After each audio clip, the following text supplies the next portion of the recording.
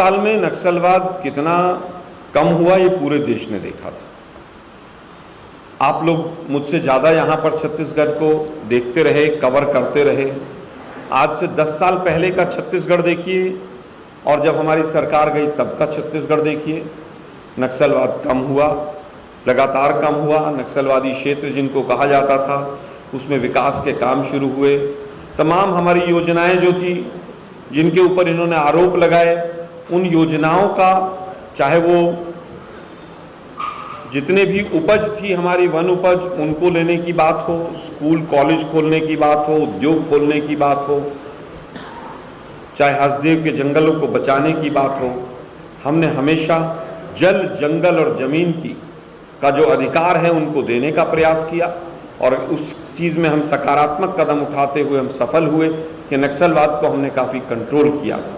लेकिन वापस से अब सरकार हम दो और हमारे दो की है तो स्वाभाविक है कि इस तरह की चीज़ें फिर सर उठा रही हैं।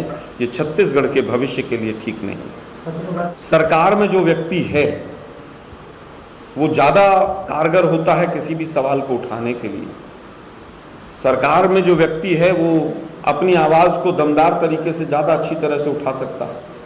और ये तो संसद में 150 सांसदों को जब जिस तरह से सस्पेंड करके तमाम बिलों को पास किया गया, आप समझ सकते हैं कि कितनी पार्लियामेंट्री कमेटीज में, कौन सी सेलेक्ट कमेटी में बिल गए हैं। संसदीय प्रणाली के ऊपर क्रूर प्रहार इस सरकार ने किया। ये चुनाव बहुत इंपॉर्टेंट चुनाव है देश की दशा और दिशा दिखाने के लिए।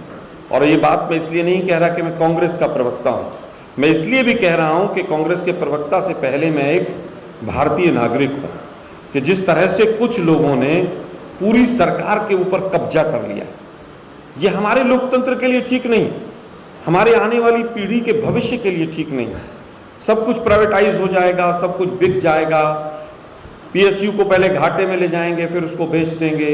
वो हमारे फादर, हमारे दादा के टैक्स पेयर से बनी हुई चीज़ें हैं, उन पैसे से हमारा हक है उनके ऊपर। और वही हक की लड़ाई है कि हम हक देना चाहते हैं और वो हक छीनना चाहते हैं। हम एमएसपी की गारंटी की बात कर रहे हैं और वो 700 किसानों को शहीद करते हैं। यही फर्क है कांग्रेस और बीजेपी के। हमारा 150 कहना कि 150 के पार भी नहीं जा पाएंगे, उसके पीछे सीधे सीधे कारण हैं। 2013 से वो बदनाम करके आए पिछली सरकार को और उन्होंने बड़े बड़े घोषणाएं, बड़े बड़े वायदे किए। आज हालत यह है कि 10 साल हो गए। पहली बार कहा भाइयों बहनों मित्रों 50 महीने दे दो, बस 60 महीने दे दो, उनको 60 साल दिए, मुझे 60 महीने दे दो। फिर नोटबंदी जैसे कुकर्म हुए, भाइयों बहनों मित्रों मुझे बस 50 दिन दे दो, फिर जिस चौराहे पे कहोगे मैं उस चौराहे पे आ जाऊंगा। अच्छे दिन की कोई बात कर रहा है?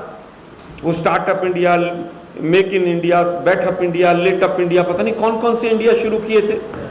आज किसी की कोई बात कर रहा है? आज बात कर रहे हैं भैंसिया खोल ले जाएंगे, कमरे में से पलंग उठा ले जाएंगे कांग्रेसी, मंगलसूत्र खोल लेंगे। अरे 55 साल तक हमने मंगलसूत्र पहनाने का काम किया है देश में अमन और शांति के माध्यम से, और इस कांग्रेस की महिलाओं ने अपने मंगलसूत्र को देश के ऊपर न्यौछावर किया है।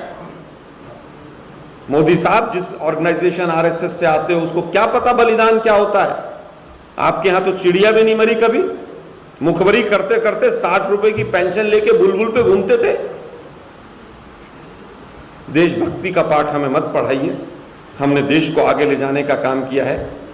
जिस समय आपको सरकार सौंपी थी 16 लाख की फौज दी थी, पाकिस्तान के 2 टुकड़े करके दिए थे और 5 साल का खाद्यान्न का भंडार भर के दिया था। इधर उधर की बात मत करो, ये बताओ कि कारवां क्यों लुटा, काफिला क्यों लुटा। इस बात की जवाब दो कि देश के ऊपर 5 गुना कर्जा क्यों हो गया। इस बात का जवाब दो कि किसान की आय डबल करते करते कर्जा कब डबल कर दिया आपने। देश के प्रधानमंत्री को चाहिए कि सीधे सीधे 10 साल उन्होंने क्या काम किया उसका उत्तर दें।